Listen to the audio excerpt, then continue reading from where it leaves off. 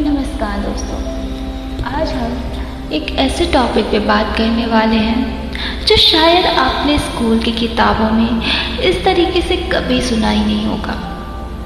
हम सब गणेश उत्सव बड़े श्रद्धा और उत्साह से मनाते हैं, लेकिन क्या आपको पता है कि इस उत्सव के पीछे एक अलग ही कहानी छुपी है? और ये कहानी जुड़ी है ज्योतिबा फुले और बाल गंगाधर तिलक के से। तो दोस्तों, आज मैं आपको इस कहानी को बहुत ही सिंपल भाषा में समझाऊंगी। तो चलिए शुरू करते हैं। तो ये कहानी शुरू होती है 1800 ईस्वी से। 1800 के दौर में ज्योतिबा फुले और उनकी पत्नी सावित्री बाई फुले ने एक नया सपना देखा था।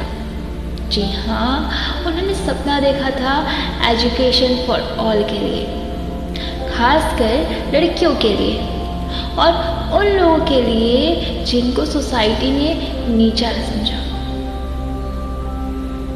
सावित्री बाई फुले इंडिया की पहली महिला टीचर बनी और उन्होंने स्कूल शुरू किया जिसमें छोटे बच्चे, बहुजन और लड़कियां पढ़ सके।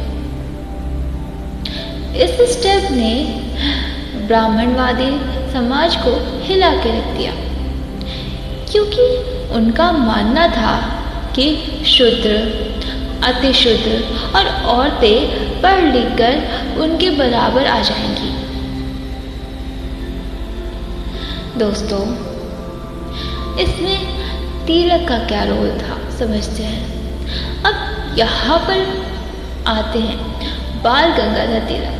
तिलक को हम अक्सर लोकमान्य तिलक के नाम से जानते हैं, एक बड़े फ्रीडम फाइटर के रूप में। लेकिन सोसाइटी का एक और पहलू भी था। जब फुले ने शिक्षा का बढ़ावा दिया तो तिलक जैसे लोगों को लगा कि इससे उनकी परंपरा और उनका कंट्रोल सोसाइटी पे कम हो जाएगा। जी हाँ, आपको लग रहा होगा कि मैं गलत बोल रही हूँ, पर ऐसा नहीं है। आप चाहे तो गूगल सर्च कर लीजिएगा। तिलक ने एक न्यूज़पेपर निकाला जिसका नाम था केसरी और मराठा। इन पेपर्स में उन्होंने फुले और उनके स्कूल्स के खिलाफ बहुत ही बुरा भला लिखा था। ठीक है, तिलक कहते थे कि लड़कियों को पढ़ाई नहीं करनी चाहिए और शूद्र को एजुकेशन देना सोसाइटी के लिए खतरा है। और इसी समय तिलक ने गणेश उत्सव को एक पब्लिक फेस्टिवल बना दिया।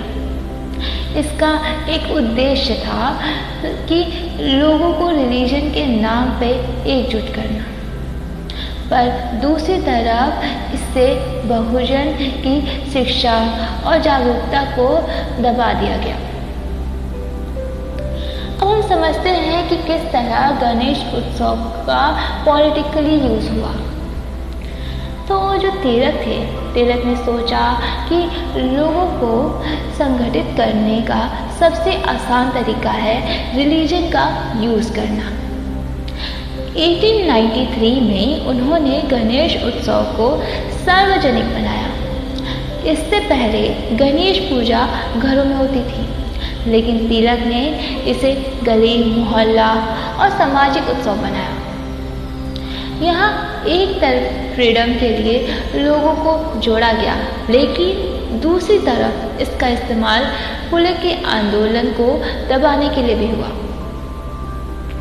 जहाँ फुले और सावित्री बाई चाहते थे कि बच्चियाँ स्कूल जाएं, वहाँ तिलक जैसे नेता चाहते थे कि लोग भक्ति में उलझकर सामाजिक क्रांति से दूर रहें। आप लोग सोच रहे होंगे ये कैसे है?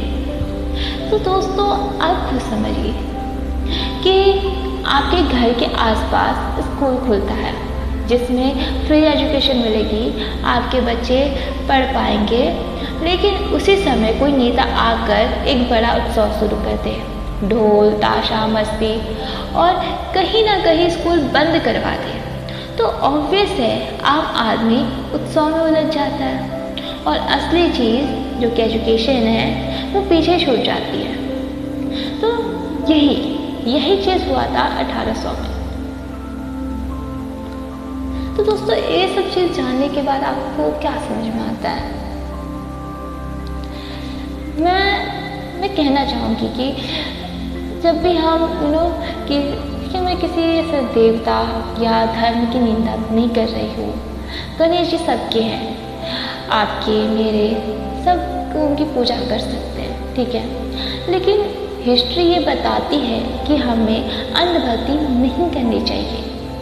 हर रिचुअल, हर फेस्टिवल के पीछे की कहानी होती है जिसे जानना समझना ज़रूरी है।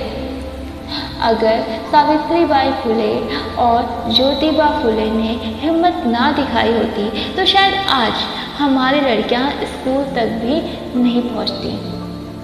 और तिलक जैसे बड़े नामों के दूसरे पहलू को समझना भी ज़रूरी है, क्योंकि हिस्ट्री कभी एक साइडेड नहीं होती। जैसे एक सिक्के के दो पहलू होते हैं, वैसे ही एक इंसान के भी दो पहलू हो सकते हैं ना।